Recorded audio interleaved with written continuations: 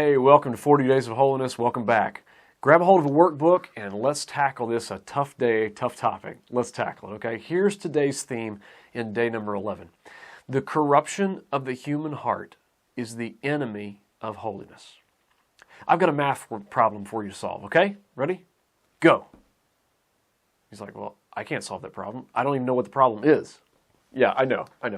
If you've ever had car problems, how many of you have just raised the hood and stood there staring? Like just stand there staring into the engine compartment, kind of hoping something will fix itself, right?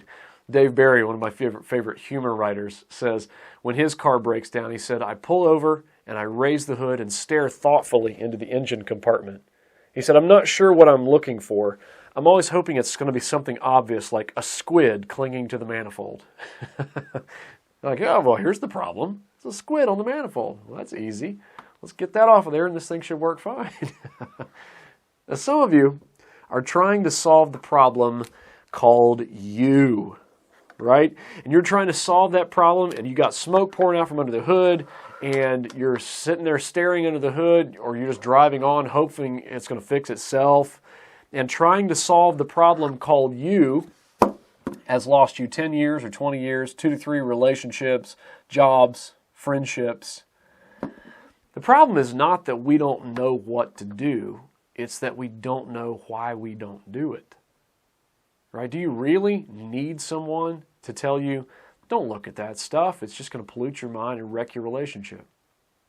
Do you really need that? Do you really need somebody to tell you, that substance, if you keep drinking or smoking it, is going to steal your happiness, wreck your body, and make everything in your life worse? No, we already know that. Do you really need somebody to tell you that selfishness is going to keep your marriage unhappy? Do you really need somebody to say your anger is going to break your relationship with your kids and make them just like you? Do you really? No, we already know that. The problem is that we don't know what to do. It's that we can't make ourselves do it, and we don't know why. Maybe the problem is that you don't know what the problem is. The problem is that you don't know what the problem is. So stick with me for the next few days, because we're going to take a hard look in the engine compartment, and we're going to see what the problem is. We're going to figure out what the problem is so God can fix you. All right? I want to start in an unlikely place with a country song by Tim McGraw. Okay, that really recognizes and puts the problem in an interesting way. Tim McGraw wrote a song or performed a song called The Cowboy in Me. Here's what it says. I don't know why I act the way I do, like I ain't got a single thing to lose. Sometimes I'm my own worst enemy. I guess that's just the cowboy in me. The urge to run, the restlessness, the heart of stone I sometimes get. The things I've done for foolish pride. The me that's never satisfied. The face that's in the mirror when I don't like what I see. I guess that's just the cowboy in me. Now those are really profound lyrics, because that's a pretty good description, pretty good explanation of the sin nature. People who are not Christians, they try to explain away their sinful nature by blaming it on their environment or their spouse, something outside themselves. It's just my personality, it's my upbringing, it's my parents didn't potty train me right when I was 3, and I've been warped ever since, right? Sometimes people who are Christians try to explain it away using some other method. They just rename it, right? Oh, I'm not angry and yelling and being unloving. I'm speaking forcefully because I'm righteously indignant. Oh, I'm not gossiping. I'm sharing prayer needs. Oh, I'm not speaking unkindly. I'm just bringing the truth that nobody else dares to say. I'm not proud. I've just got really great self-image. Well, I'm not worrying. I'm just... You get the point, right? We rename and relabel things. Now, here's the thing. This sinful nature is hardwired into your mind, your soul, your psyche. It's not like a bolt-on or a plug-in or an add-on. It's part of the operating system.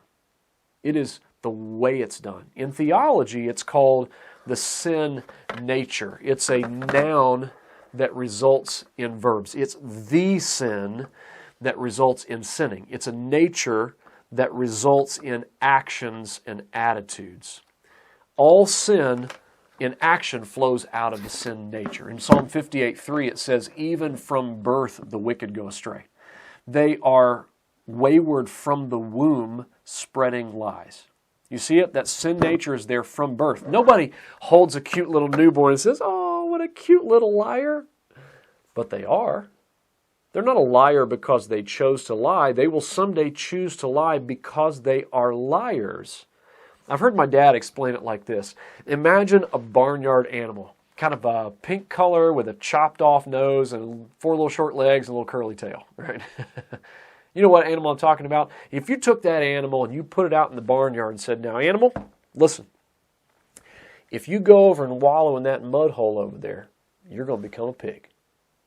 No, that's not the way it works, right? He goes and wallows in the mud hole because he's already a pig. He's got a pig nature that pulls him into the mud hole.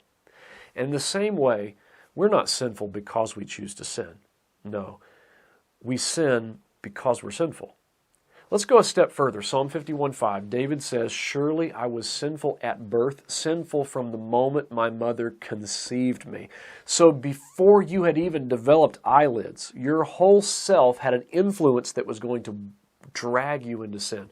Isaiah talks about it as self-sovereignty. Look at 53:6, Isaiah 53:6. We all, like sheep, have gone astray, and each one of us has turned into his own way. I think this passage really nails the problem. The cowboy in me is self-sovereignty. The problem isn't that I have a will. God has a will. Jesus had a will. It's that my will is set on autopilot toward a destination that reads my way. It's that our autopilot assumption is that we're in charge of our life, that we are naturally self-sovereign, and it shows up in the self-sins. And we'll discuss those things tomorrow. All right, we're going to discuss that. Don't get discouraged here. Don't leave me. All right, this is a hard thing, but consider this carefully because Jeremiah says in Jeremiah 17:3 that no one can really understand the sinful heart of man because it's difficult. It disguises itself. We're going to talk more about this, but I want you to not skip over considering this and asking the Lord, asking the Holy Spirit to unveil why you do what you do. If there's a cowboy in me still in your heart, you got to see it. You got to see it. Even when it hurts and it's painful to look at, like, I don't want to see that. I don't want to notice that's why I do these things. But you got to see it because we can't clean out the wound if we don't look, and we can't heal if we don't clean out the wound. So let's not get discouraged. Let's look at it. Let's look honestly at it. Consider and ask the Lord to reveal to us that which is hidden from our eyes. Lord, is there a cowboy in me? See you tomorrow.